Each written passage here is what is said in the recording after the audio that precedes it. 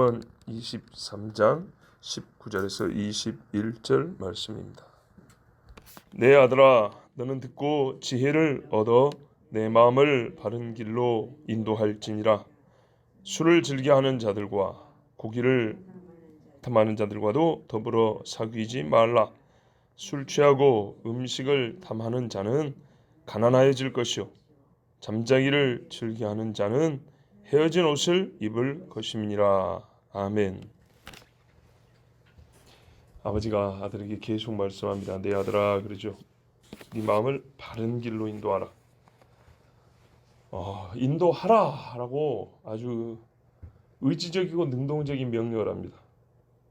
그러니까 누가 네 마음을 끌고 가기를 원하여 그냥 그대로 두지 말고 네 마음이 있어야 할 어떤 목표점을 세우라는 겁니다. 그게 바른 길입니다. 바른 길. 그러니까 네 자신이, 네 마음이 바르기를 의지를 가지고 힘쓰는 겁니다. 우리가 살면서 나는 뭐 해야 돼? 나는 뭐 해야 될 때 그런 게 있다면 첫 번째로 마음을 바른 길로 인도하기를. 내 마음은 바른 생각을 가져야 돼. 나는 속이 정직해야 돼. 앞에 보면 정직하라, 입술로 거짓말하지 마라, 이런 말씀 많이 있잖아요. 마음이 지혜로워야 한다. 죄인의 형통을 불허하지 말아야 한다. 바로 요겁니다. 이런 마음을, 나는 이런 마음을 갖고 살아야 돼. 나는 의로운 사람을 부러워야 되고 착하고 선하게 사는 사람을 본받아야 하고 내 속에서는 거짓말을 만들어내면 안 되고, 자, 이런 마음을 갖고 사는 것을 어떻게 하고요? 원하고 자꾸 자기 마음이 그렇게 될 수 있도록 뭔가를 끌고 갈 수 있는 힘을 공급받으라는 겁니다. 그게 지혜입니다. 지혜. 예, 지혜가요, 좋은 사람, 그 마음을 바르게 갖고 사는 사람을 만드는 힘이 있습니다. 그러니까 오늘 말씀이 뭐라 그래요? 네가 듣고 지혜를 얻어서 마음을 바른 길로 인도하라 그럽니다. 최종 목적은 마음을 바른 길로 인도하는 거고, 그러기 위해서 필요한 게 뭐냐? 그럼 어떻게 해야 되냐 할 때 지혜를 얻으라는 겁니다. 지혜를. 저 마음은 뭘로 작동을 하냐면 지혜로 작동을 합니다. 마음은, 이 사람의 마음은요, 이 악한 생각이든 선한 생각이든 뭔가 이 속에 주어지는 힘이 있습니다. 그러니까는 표현하자면 지혜 반대하는 어리석음이잖아요. 아무것도 모르는 것을 어리석음이라 하지 않고 그런 것을 생각하고 그런 것을 원할 때 어리석다 그럽니다. 그러니까는 보세요. 처음부터 그런 것, 옳지 않은 뭔가가 마음속에 들어오면 그게 힘을 작동해서 마음을 바르고 옳지 않은 쪽으로 끌고 갑니다. 근데 지혜가 우리 사람 속으로 들어오면 어떻게 되냐면 그 지혜는 사람의 마음을 역시 힘을 발휘해서 바른 길로 인도합니다. 끌고 갑니다. 굉장히 중요한 사실이죠.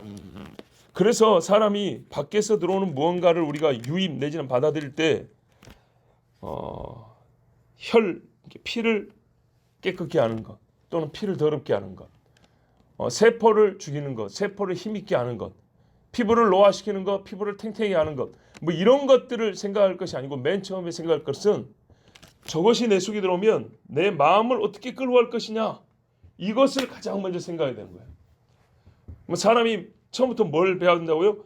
인간은 마음을 바르게 써야 돼. 마음이 바른 길로 걸어가야 돼.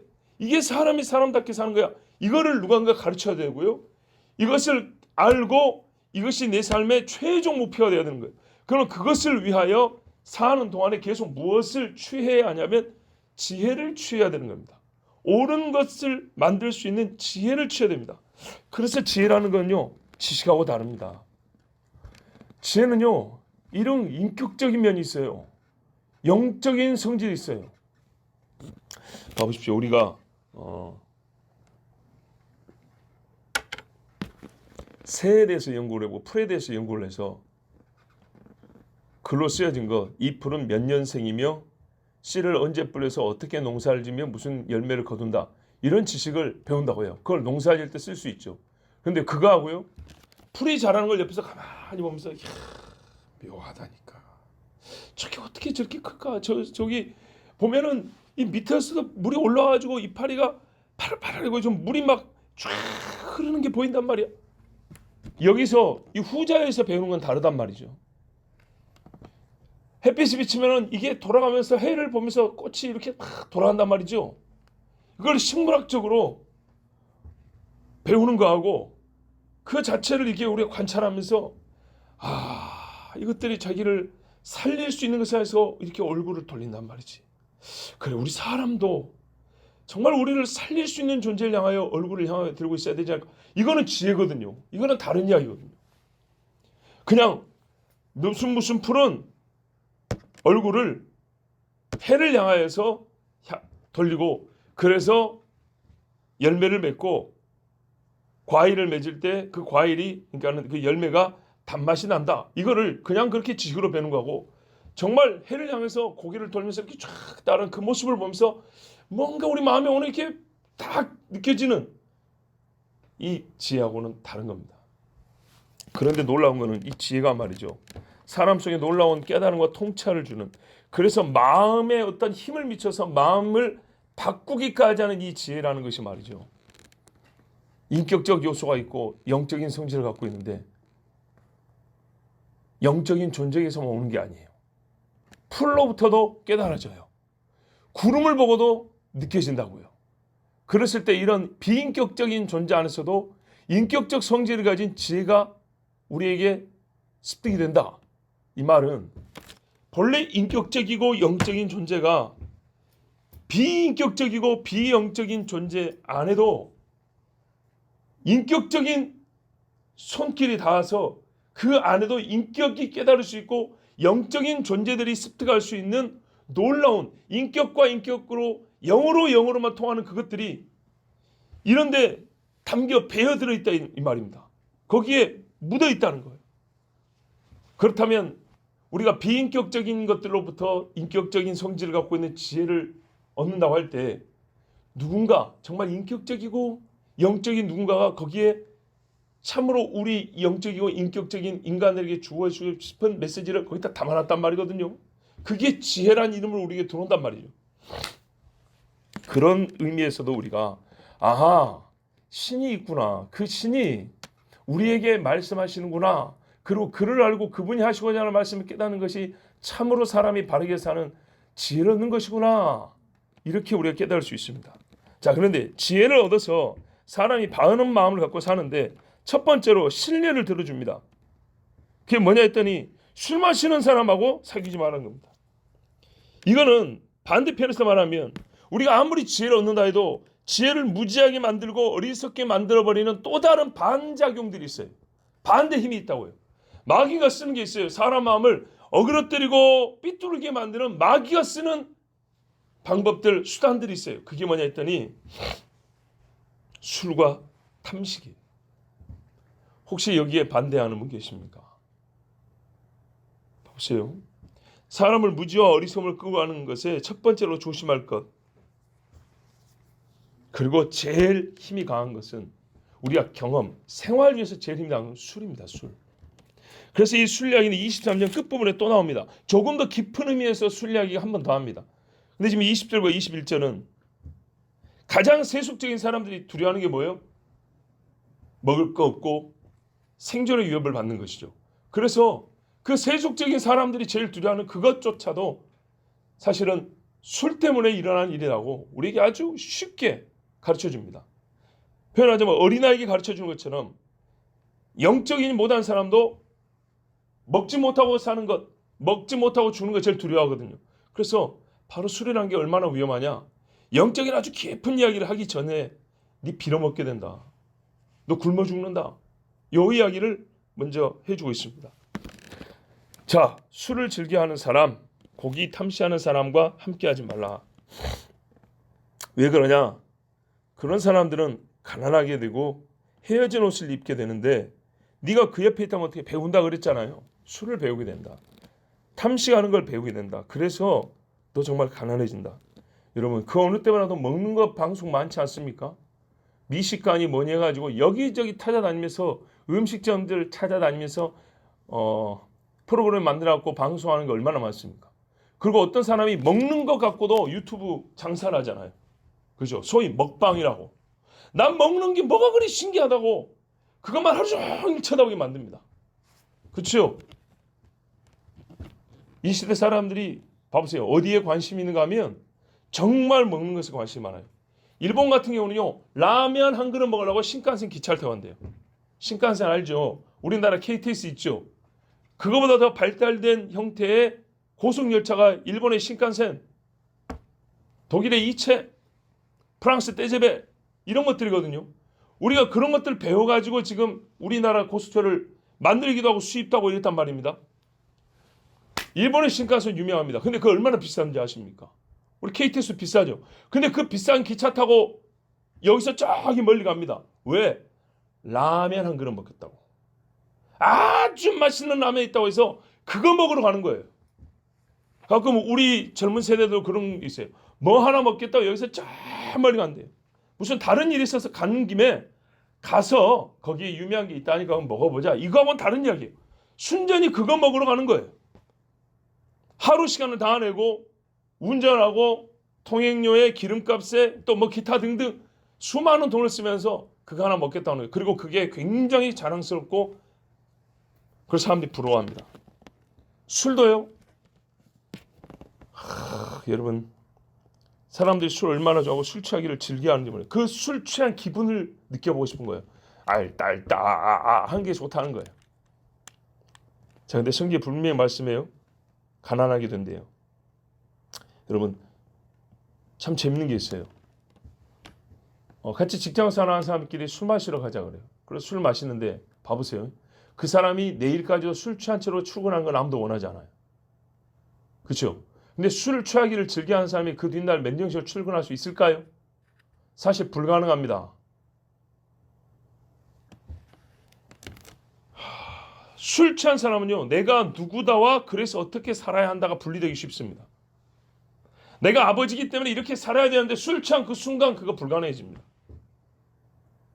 술 취한 아버지가 아들이 엄마를 때리는 것을 보고도 술이 취하고 떡이 되었고 아무 소리 먹고 땅 방바닥에 자빠지는 걸 내가 직접 그 집 가서 봤어요. 정신 차린 아버지가 어떻게 해야 돼요? 이놈의 새끼하고 싸대기를 때려야죠. 어디에 엄마를 때리냐? 네 새끼, 너는 밥 먹을 자격도 없어. 너는 차라리 깜빵에 들어가. 이래야지 정상인데. 아버지가 술이 취해가지고 어떻게 됩니까? 이러면서 그냥 방바닥에 누워있는 거예요. 그런 동안에 고등학생 1학년짜리가 엄마한테 이 아이가 친구 없을까봐 게임으로 길렀어요. 잠실에 돈 많아서 큰 아파트 얻어가지고 거기서 게임으로 친구들 불러다가 게임 잔치 해주는 제법 있는 집이었어요. 그런데 집이 쫄딱 많아가지고요. 어느 빌라에 반지하가 거기 살아요. 제가 예전에 있던 교회에 집값이 매우 비싼 동네였어요. 우리 부목사들 사택도 정말 좁았어요. 그런데 바로 그런 집이에요. 그런 수준의 집이에요. 맞은편에. 그래서 맞은편의 집이니까 그 집에 난리가 나니까 내가 찾아간 거예요. 그래 갖고 있는 거예요. 그 부자였던 집이 쫄딱 맞고 왜? 아버지가 술에 떡이 돼가지고 정신을 못 차리고 아는 게임으로 가르치지. 돈 많은 그때 아버지는 술에 빠져있지. 그러니까 집이 박살이 나버린 거예요. 술값으로 나온 돈이 얼마인지 아세요? 마셔본 사람도 알아요. 하룻밤에 수백만 원 나가버립니다. 예? 어느 교회 청년들이 한 해의 마지막 날 밤에 술 마시러 가가지고 3명이서 가가지고 술값이 한 300만 원 넘게 나왔어요. 요즘 이야기도 아니에요. 옛날 이야기. 20년도 넘는 옛날 이야기. 그때 당시로 300만 원이 얼마나 나온 가 한번 생각을 해보세요. 교회 청년들이. 술 마시기를 좋아하니까 그렇게 가가지고 하룻밤에 한 달 월급을 싹 날리고 그리고 교회 와가지고 또 성가대하고 앉아있는 거예요.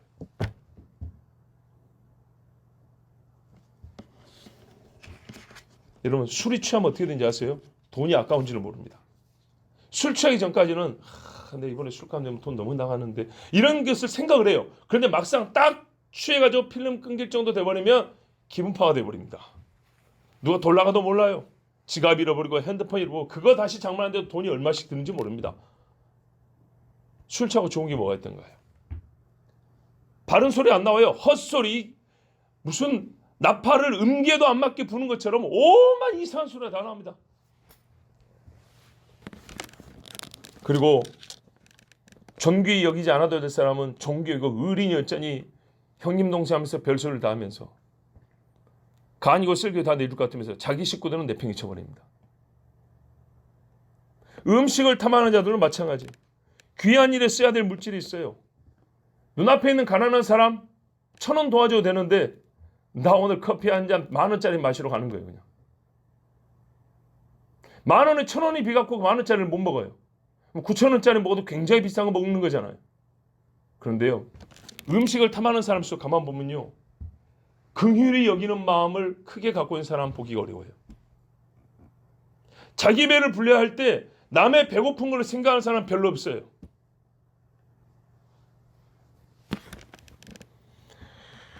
자, 여러분, 자기 자신에게나 남에게나 먹기를 탐하는 자와 술 취하는 자들에게는 좋은 것이 없습니다.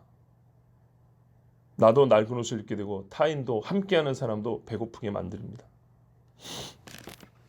노숙하는 분들을 한번 생각해 볼까요? 노숙하는 분들 중에 의외로 몸 상태가 좋은 분들이 있습니다. 일을 해도 충분히 할 것 같은 분들이 있습니다.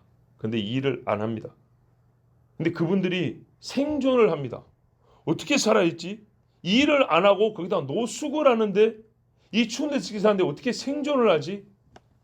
거의 술을 달고 삽니다. 어떻게 해서든지 힘을 쓴 게 뭐냐면 오늘도 소주 한 병 먹겠다입니다. 봐보세요. 그런 신세일 때 제일 힘을 써야 될 게 뭡니까? 이런 생활을 벗어나야 한다 아니겠습니까? 짐승은 들에서 자도 사람은 집에서 자는 거예요. 그런데 여기서 자도 좋으니까 오늘 생기는 한 푼 정신을 차려서 일을 해서 벗어날 때 아니라 나 같은 사람 불쌍히는 누군가 주는 그 사람은 애를 쓰고 수고해서 주는 건데 가치 없게 먹어버리고 어떻게 해서 오늘도 소주 한 병 까야 되겠다. 이런 목표를 갖고 살아요. 그래서 반드시 하루에 한 잔을 합니다. 없어도 한 대 피해야 되고 한 잔 마셔야 되는 겁니다. 그러다가 자기들끼리 치고받고 싸워가지고 터지고 난리가 납니다. 자, 여러분 보십시오. 거기서 그분들의 생활 중에서 딱 한 가지, 술만 끊는다. 요 한 가지만 변한다고 했을 때, 달라졌을 때 그 삶, 노숙하며 고통스럽게 사는 그 삶을 바꾸는 거 있어서 그 변화의 폭에 있어서 오늘 한번 세수를 하면 삶의 변화의 폭이 크겠습니까? 술을 끊는 게 더 변화의 폭이 크겠습니까? 어떤 것보다도 제일 큰 변화를 일으킬 수 있는 것은 술을 끊는 겁니다. 술만 끊어도 사람이 맨정신으로 말짱한 생각만 갖고 살아도 어떻게 해야 할까의 생각이 달라지기 때문에 완전 세월이 달라질 수 있습니다. 그런데요, 세수를 하고 옷을 깨끗하게 입어도 술을 못 끊으면 벗어나지를 못합니다. 술만 멀리해도 사람이 자기 죄를 회개하고 과오를 깊이 반성할 수 있습니다. 술 마시면서 울며 불며 한때 반성 한때 후회 다 합니다. 그런데요, 못 벗어납니다. 여러분, 술 마시고 신세한탄 사람은 얼마나 많습니까? 그런데 과연 술 마시고 신세한탄을 했다고 해서 내가 그때 잘못했다고 말했다고 해서 술 깬 다음에 사람이 바뀐 거 보셨어요? 한 번도 못 봤어요. 차라리 그런 것이 아니라 술을 마시지 않고 맨정신에 철저하게 꾸짖음을 듣고 맑은 정신에 내가 잘못했습니다 하고 말한 사람이 오히려 새 사람이 될 가능성이 커요. 술 기운에 죄를 짓는 것처럼 술 기운에 회개하고 술 기운에 반성하고 아무 의미 없어요. 그러므로 우리가 정말 지혜롭게 살고자 한다면 생각도 이게 아니라 바르게 살고자 한다면 생각을 바르게 할 수 있는 지혜를 얻어야 되면서 동시에 이 마음을 우둔하고 삐뚤어진 길로 끌고 가는 여러 가지 잘못된 습관과 밖에서 더러운 것들을 차단해야 되는데 그 중에 첫 번째가 말씀에서 뭘 가르치냐면 사람의 말에 대해서는 앞에서 많이 말씀했고요. 행위의 습관, 삶의 어떤 행태에 대해서 말씀한다면 첫 번째 술과 탐식, 즉 먹는 거였어요. 사람의 생존에서 제일 중요하지만 이게 의외로 뭐냐면요, 몸으로 들어가는데 마음에 미치는 영향이 큰 거예요. 술이란 거는 우리가 마음에 미치는 것은 귀로 듣고 이 육체에 미치는 것은 입으로 들어가고 큰 게 아니고 의외로 입으로 들어가는데도 사람의 정신과 생각에 미치는 영향이 엄청나게 큰 것들이 있어요. 귀로 들어가지만은요, 이게 사람의 머리만 바꾸는 게 아니라 생각만 바꾸는 게 아니라 귀로 들어가는 대로 이것이 들리는 순간 마음에 막 힘이 나고요. 육체도 강건해지는 말들 소리가 있어요. 들리는 순간 사람을 완전 다운시켜버리는, 인생의 삶의 의욕을 꺾어버리는, 힘을 다 풀어버리는 그런 귀로 들어온 것도 있고, 입으로 들어오지만 입에 들어오는 것이 사람의 마음에 힘이 나게 하고 바른 일을 하는데 의욕을 갖게 하는 것도 있고요. 선한 일을 아주 무력화시켜버리는 것들도 있어요.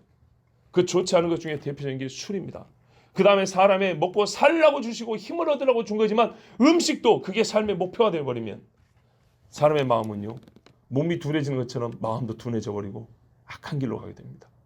성경이 말씀합니다. 지금 아버지로부터 귀로 지혜로운 말씀을 듣고 옳은 말씀을 들었다면 동시에 뭐부터 바꾸라고요? 입으로 들은 것도 바꾸라고요. 귀로 들은 것과 입으로 들은 것이 다 선한 것이어야, 두 가지가 다 바른 것이어야 하는 것입니다. 그리고 그럴 때 사람은요, 정말로 영육이 복을 받고 영육이 하나님의 형상대로 살아갈 수가 있습니다. 하나님께서 이와 같이 우리에게 참 아버지로서 자녀들에게 하나님 아버지를 닮은 자녀가 되게 하시려고 정말 생명의 말씀, 지혜의 말씀 주셨습니다. 여러분, 마음을 바르게 하는 것이 아버지의 최고의 뭐랄까요? 바람입니다. 자녀들이 아버지가 말씀한 대로 바른 길을 걷는 것이 아버지의 바람이고 명령입니다. 그러기 위해서는 지혜를 얻어야 되고요. 또한 동시에 우둔하게 만드는 악한 것들을 막고 제거해야 됩니다. 그 중에 첫 번째로 말씀합니다. 술을 멀리하라. 그리고 술 취한 자들과 가까이 하지 말라. 먹을 것이 있으니 만족하고 너무 먹는 거 마음을 거기 기울이지 마라. 그리고 그렇게 마음이 기울여 있는 자를 가까이 하지 마라. 오히려 너에게 지혜를 줄 수 있는 사람들을 가까이 하라. 이렇게 하나님 말씀하십니다. 오늘 우리가 다 아버지의 말씀을 따라서 마음이 바른 길로 걸어 영육의 부유함을 얻는 하나님의 자녀 되기를 바랍니다.